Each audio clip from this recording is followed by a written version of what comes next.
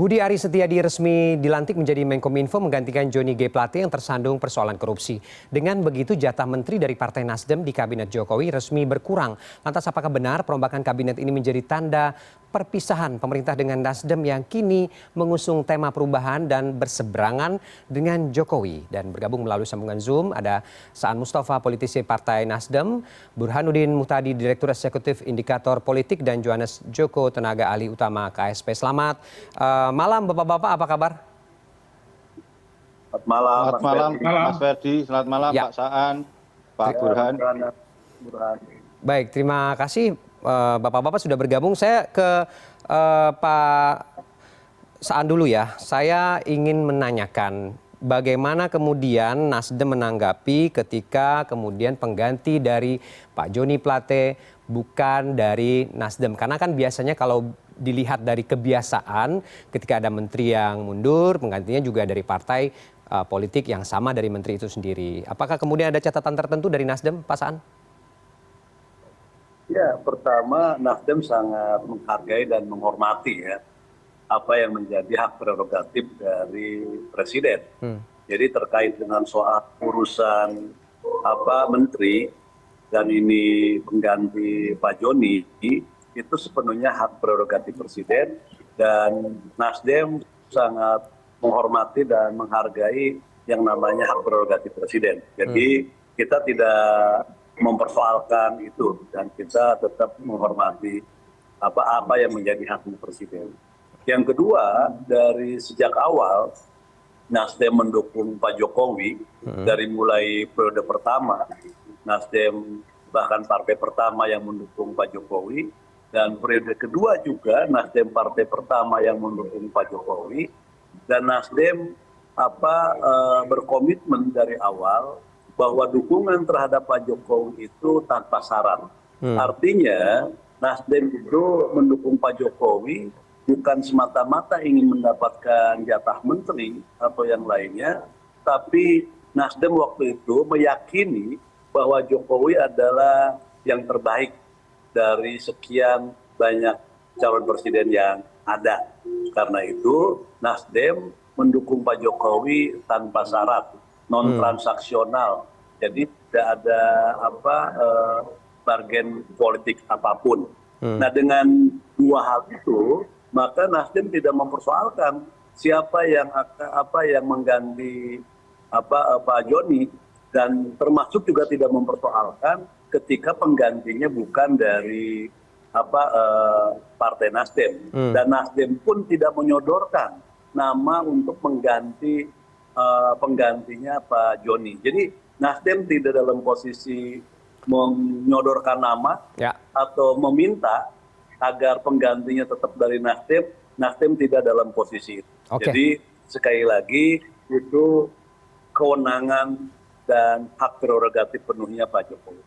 Tapi Pak Saan, kita tidak bisa menampik, publik juga menilai bahwa romantisme antara Nasdem dengan Pak Jokowi memang sedang tidak baik-baik saja. Apakah kemudian publik menyeret isu ini dengan ditunjuknya Pak Budi menjadi Menkominfo yang bukan dari Nasdem?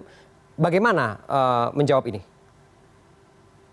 Ya, kalau publik punya persepsi itu kan hal yang wajar, dan itu Nasdem tidak bisa mencegahnya terkait dengan soal persepsi atau asumsi dari publik. Tapi sekali lagi Nasdem sangat menghormati apa yang menjadi hak prerogatif dan kewenangan Presiden dalam menunjuk pembantunya.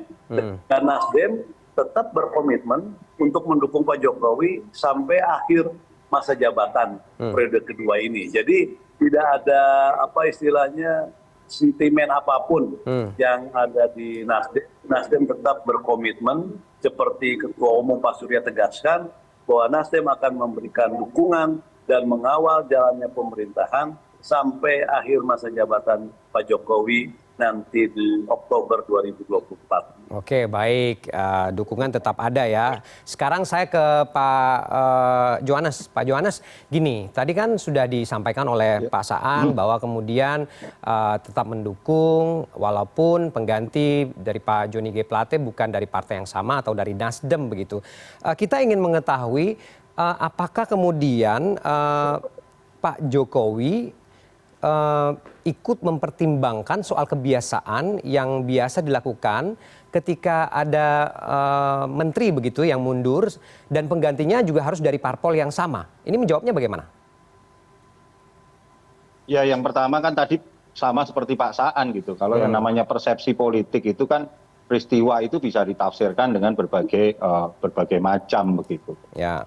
Terkait kedekatan, terkait komunikasi dan berbagai hal. Tetapi yang dasar Mas, bahwa pergantian ini kan karena memang ada kekosongan. Karena hampir 2 bulan ini Kominfo, Pak Johnny Plate itu fokus dengan permasalahan hukumnya, kemudian kemarin digantikan oleh Pak Mahfud sebagai pejabat sementaranya, dan ini memang butuh satu kerja-kerja yang extraordinary cepat, karena bagaimanapun juga ruang publik kita harus diisi, bagaimanapun juga program visi besar Bapak Presiden agar internet ini bisa dirasakan oleh seluruh anak bangsa dari Sabang dan Merauke dengan kualitas yang sama itu juga menjadi capaian begitu Mas. Nah, dalam situasi-situasi ini ya tentu kalau memang ada pertimbangan-pertimbangan politik ya memang gitu, pertimbangan dalam artian begini.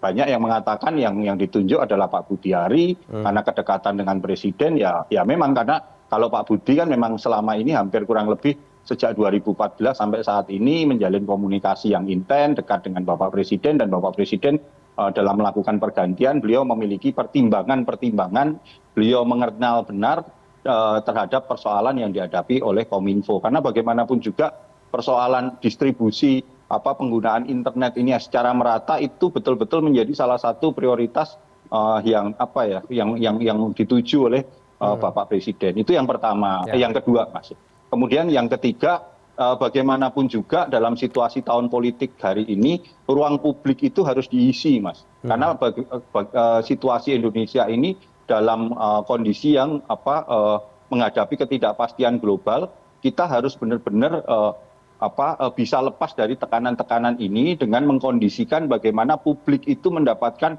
pencerahan informasi-informasi dan mendapatkan komunikasi-komunikasi yang intens, dan itu bisa dilakukan dengan kombinasi pasangan menteri dan wakil menteri yang saya pikir ini memang kombinasi yang cukup ideal begitu, karena bagaimanapun juga dua-duanya memiliki background mantan aktivis 98, jadi kebebasan berekspresi, kebebasan berpendapat itu memang benar-benar menjadi kekuatannya. Kedua-duanya juga mantan wartawan yang memang memiliki background bagaimana komunikasi publik ini harus dirawat, terutamanya di tahun politik ini, agar tidak justru malah menimbulkan situasi-situasi yang kontraproduktif. Begitu Mas Hadi. Artinya kemudian bukan berarti terpilihnya Pak Budi ini sebagai refleksi dari preferensi politik Pak Presiden, Pak Jokowi, begitu? Ya kalau pertimbangan-pertimbangan tentu Bapak Presiden yang lebih mengerti begitu sosok siapa yang harus dipasang. Tetapi dalam situasi hari ini komunikasi, toh kalau tadi disampaikan terkait dengan Nasdem, Menteri Nasdem masih ada 2 begitu, dari Menteri Pertanian dan Menteri Lingkungan Hidup gitu. Karena sekarang ini yang harus dipikirkan ke depan adalah dalam sisa waktu, sisa masa jabatan sampai 2024 ada sejumlah program-program strategis yang harus digenjot. Dan ini sekaligus menunjukkan komitmen Bapak Presiden bahwa ya komitmennya adalah gaspol gigi 4 begitu. Kalau dalam lari ini komitmen sprint begitu. Dalam komitmen sprint ini beliau butuh orang-orang yang memang benar-benar beliau kenal, orang-orang yang memang benar-benar beliau bisa pegang untuk mewujudkan visi-visinya ini, program-program ini di sisa masa pemerintahan ini. Oke, baik. Saya kalau gitu langsung ke Bang Burhan. Bang Burhan, kalau tadi Pak Saan dan Pak Johan tadi cukup mungkin jawabannya dirasa cukup berada di depan panggung, di belakang panggungnya membaca situasi hari ini dengan dipilihnya Pak Budi. Anda melihat apa yang ingin disampaikan pesannya oleh Pak Presiden dari pemilihan Pak Budi ini sebagai Menkominfo? Ya, pertama kalau kita lihat reshuffle yang dilakukan oleh Presiden Jokowi tadi pagi menegaskan bahwa beliau bukan sosok presiden yang alergi terhadap perombakan kabinet.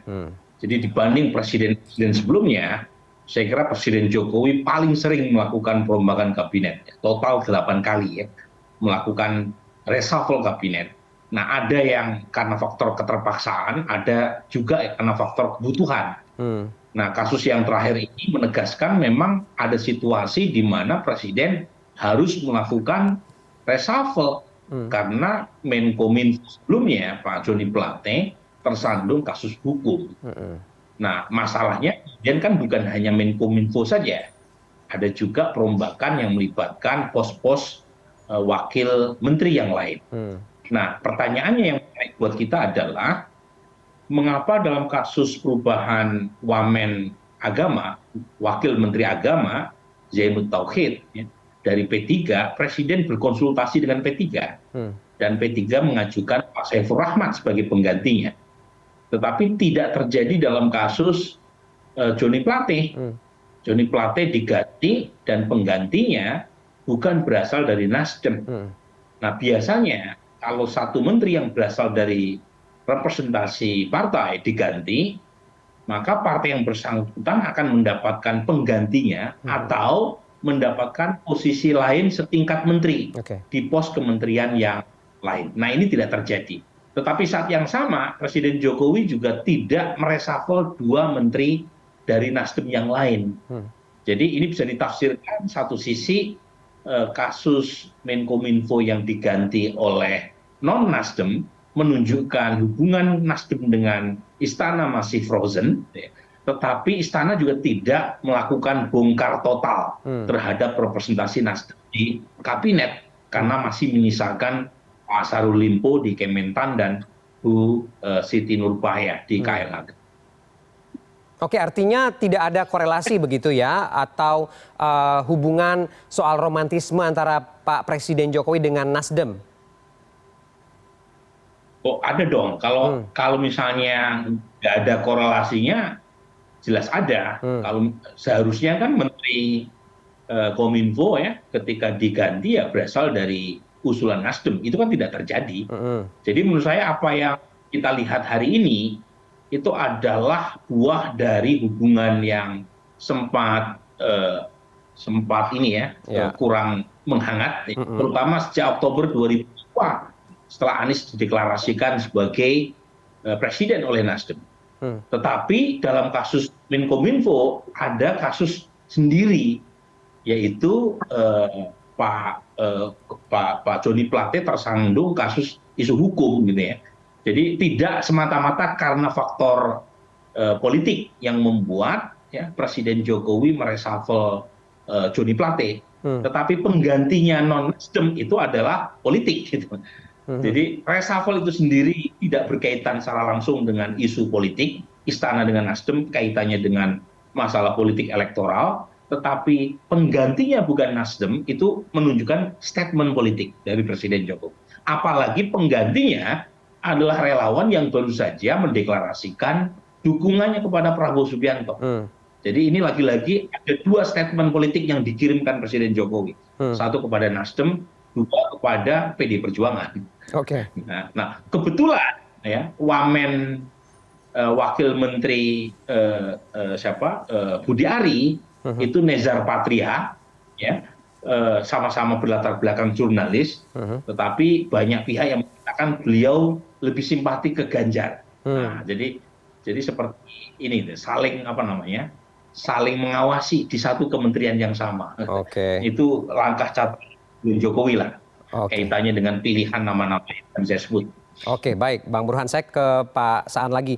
Pak Saan, bagaimana Anda mengomentari soal pernyataan Bang Burhan bahwa kemudian Pak Budi ini bukan dari parpol yang asalnya adalah barisan relawan Jokowi yang lalu dilihat kecenderungannya, dukungannya condongnya ke Prabowo dibanding Pak Ganjar begitu. Apakah kemudian Anda juga menangkap pesan seperti ini? Ya, kalau saya melihat bahwa memang yang namanya pembantu presiden ya harus punya latar belakang yang secara kepercayaan ya harus dipercaya oleh presiden, dan dia punya hubungan baik dengan presiden. Artinya ada kontribusi lah terhadap presiden. Dan kita tahu yang namanya Pak Budi Ari itu memang dari awal itu barisan pendukung Pak Jokowi di luar partai, itu di relawan project. Dan menurut saya apa yang disampaikan oleh Mas Burhan terkait dengan apakah itu tanda misalnya Pak Jokowi lebih cenderung ke Pak Prabowo atau lain sebagainya, sekali lagi itu nanti tafsir ya, tafsir Mas Burhan dan bagaimana nanti publik menangkap tafsir itu. Tapi yang sekali lagi yang saya ingin tegaskan bahwa Nasdem tidak dalam posisi menyodorkan nama untuk pengganti Pak Joni Plate. Dan Nasdem sekali lagi menghormati apa yang menjadi hak prerogatif dari presiden. Presiden mau memilih siapa pengganti Pak Jokowi dan sudah menentukan Pak Budi Ari, tentu presiden punya banyak pertimbangan, punya banyak faktor dan penilaian siapa yang layak dan bisa dipercaya untuk membantu Pak Jokowi. Jadi sekali lagi buat Nasdem tidak masalah dan tidak mempersoalkan, dan tentu juga tidak dalam posisi yang kecewa juga enggak. Karena memang dari awal Nasdem sudah menegaskan mendukung Pak Jokowi itu dengan tanpa syarat. Dinamika yang terjadi di Nasdem pasca penunjukan Pak Budi seperti apa sih, Pak Saan? Ya biasa saja, nggak ada hal yang luar biasa. Tidak ada pembicaraan yang serius terkait dengan soal pengganti, karena di Nasdem sama punya komitmen bahwa itu adalah hak prerogatifnya Pak Jokowi, dan semua juga Nasdem sama bahwa dukungan terhadap Pak Jokowi sekali lagi tanpa syarat, tanpa transaksi, maka apapun yang dilakukan oleh Pak Jokowi, Nasdem dalam posisi yang selalu memberikan dukungan. Jadi sekali lagi di Nasdem terkait dengan soal pergantian posisi Pak Joni diisi oleh Pak Budi Ari, itu ya responnya biasa saja, jadi tidak ada respon yang luar biasa. Oke, saya ke Pak Johan. Pak Johan, bagaimana merespon pernyataan Pak Saan tadi bahwa kemudian tidak akan ada pengaruh apa-apa, walaupun juga tinggal 2 nih dari Nasdem yang ada di pemerintahan, dan mengkonfirmasi tadi dari Pak Saan bahwa akan tetap bekerja semaksimal mungkin dengan pos menteri masing-masing saat ini. Bagaimana memastikan ini, Pak Johan? Ya tentu yang namanya tafsir ya Mas ya, pesan politik itu seperti yang disampaikan Mas Burhan itu kan sah-sah saja untuk dipahami begitu, karena itu juga ya tidak salah juga itu untuk ada pesan, ada tafsir yang harus dipahami dalam konteks politik. Tetapi yang harus kita lihat sebenarnya lebih beyond dari politik itu kan tentang bagaimana Presiden Jokowi dan pemerintahan ini menyelesaikan sampai 2024. Nah, dalam konteks menyelesaikan sampai 2024, Bapak Presiden tentu sangat memahami apa-apa saja yang harus dilakukan oleh para menteri, apa-apa saja yang harus dilakukan dan bagaimana susunannya untuk kurun waktu yang tersisa ini bisa melakukan istilah kami itu gaspol gitu. Karena masih banyak sejumlah PR-PR yang kalau dalam situasi sisa situasi ini tidak dimanfaatkan maksimal, maka kesempatan itu akan hilang gitu. Nah, kalau terkait misalnya tadi Mas Burhan menyampaikan ya itu kenapa kalau Wakil Menteri Agama itu dikomunikasikan dengan P3, karena memang itu permintaan dari P3 untuk P3 meminta untuk terjadi pergantian, karena dari Pak Zainul Tauhid itu karena beliau akan menjadi caleg dari P3, dan ya itu oke, dihormati oleh Bapak Presiden. Tetapi kalau dalam konteks Kominfo ini kan ada sejumlah program yang memang harus digenjot dengan lebih cepat begitu Mas. Karena bagaimanapun juga kita menghadapi situasi yang agak sensitif begitu di tahun politik ini, dan Kominfo itu salah satu kementerian yang memegang posisi sangat strategis sekali. Tetapi apapun pendapat dari teman-teman Nasdem itu memang harus kita hormati, kita hargai, dan kita mengapresiasi begitu, Mas, bahwa proses ini tetap harus kita jaga semua begitu. Oke, baik. Terakhir saya ke Mas Burhan, bagaimana Anda menilai pernyataan publik bahwa momentum hari ini membuat tensi politik akan semakin panas? Silakan, sikat saja, Mas Burhan. Ya, menurut saya wajar ya kalau kemudian tensi politik makin menghangat, apalagi pemilu tinggal 7 bulan lagi. Ya. Jadi sesuatu yang menurut saya tak terhindarkan. Tetapi seperti yang tadi kita lihat, reshuffle kali ini sekali lagi menunjukkan karakter dan langkah politik Presiden Jokowi. Kalau istilahnya ya Jokowi banget ya. Misalnya kalau Anda lihat nama-nama yang muncul itu nama-nama yang sebagian punya latar belakang sebagai rival Presiden Jokowi.